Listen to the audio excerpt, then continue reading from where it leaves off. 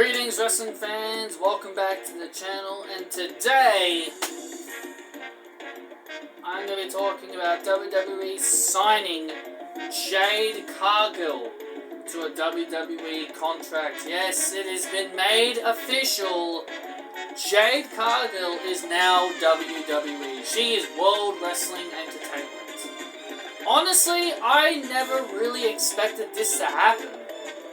But Cody Rhodes being a big influence on everything clearly shows that a lot of wrestlers are now thinking about jumping ship. And the reason why I bring up Cody Rhodes is because, well, I've now had to do a little bit of thanks over the last few days of hearing what caused Jade to come to WWE. Cody Rhodes' name was brought up. She said that Cody is one of her best friends and all that stuff. So it tells me that Cody might have had something to do with it. He might have put in a good word and say, hey, this girl's really good, you should go and sign her. But I don't think Cody is just the sole reason of her coming to WWE. I think she has more than just, oh, Cody wanted me there.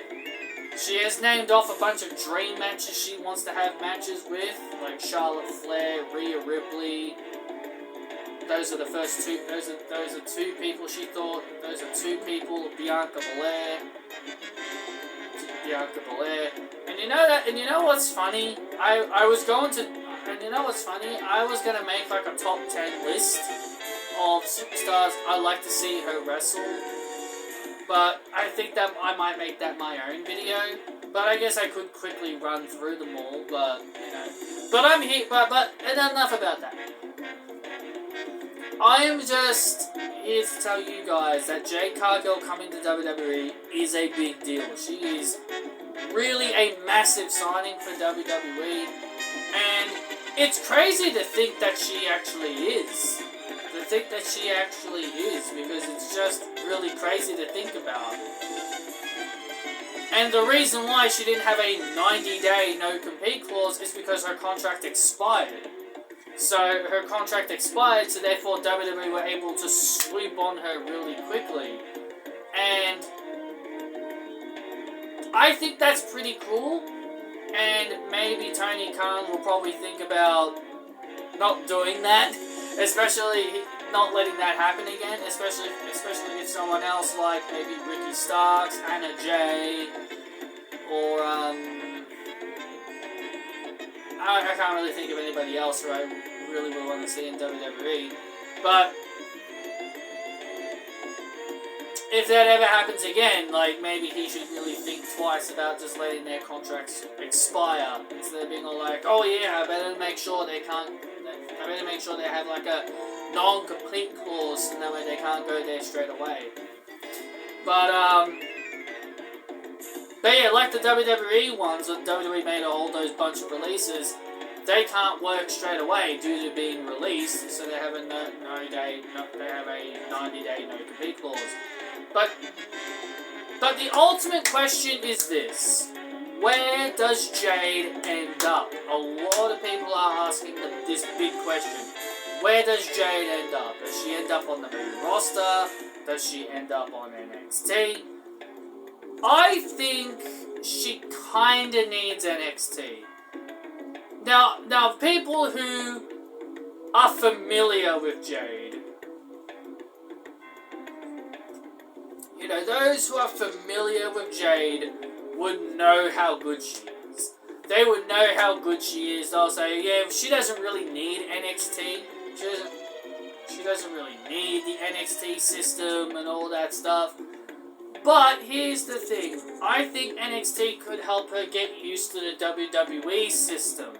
Like, she doesn't have to be there for long. She can be there for a few months. She can be there for a couple of months and then move and then come up to the main roster. But ultimately, it all comes down to what WWE want to do with her. I personally would like Jade Cargill to challenge Becky Lynch for the NXT Women's Championship and beat Becky Lynch. That's what I personally would want. But does that mean it's gonna happen? Probably not. But I think she'll probably end up on the main roster.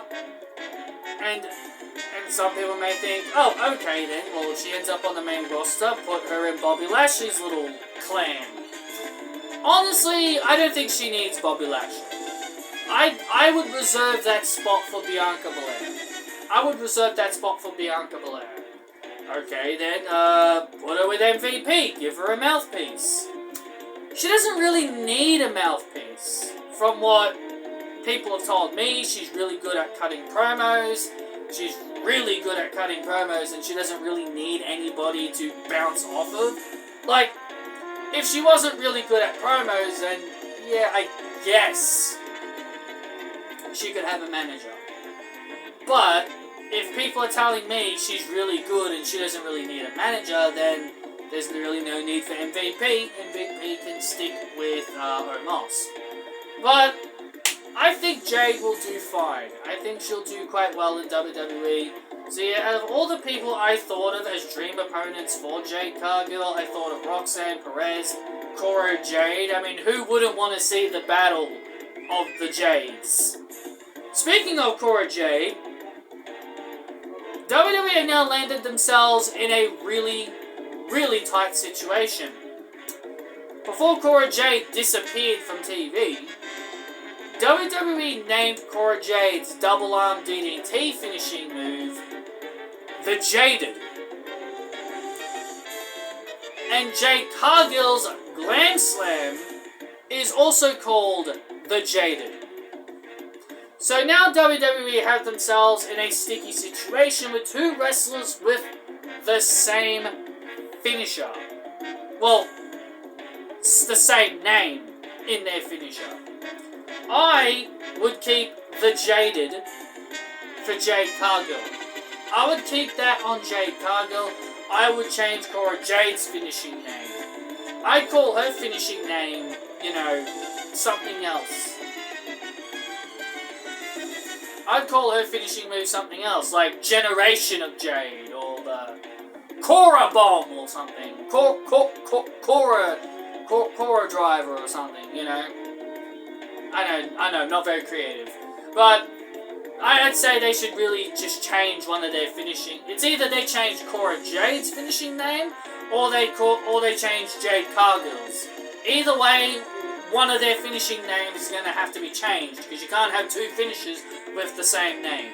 So yeah, Roxanne Perez. So yeah, Roxanne. These are the 10 people I thought of. Roxanne, Cora Jade, Gigi Dolan, Rhea Ripley. Funny enough, that's one of the people she wants to fight. Charlotte Flair, Becky Lynch, Bayley, Asuka, Io, and Bianca. Those are the. And also Indy Hartwell. I know that's more than 10. I thought of Indy Hartwell as well. Candice, Tegan. There's more than 10. I know there's more than 10, but there are a lot of people I thought of that could easily wrestle Jade Cargill. But yeah, there were two other people I would have named, but they're not in WWE anymore. But overall, I am super excited for Jade Cargill's eventual arrival to WWE. I think it's going to be really cool. I am really looking forward to it. So that's the end of this video, guys.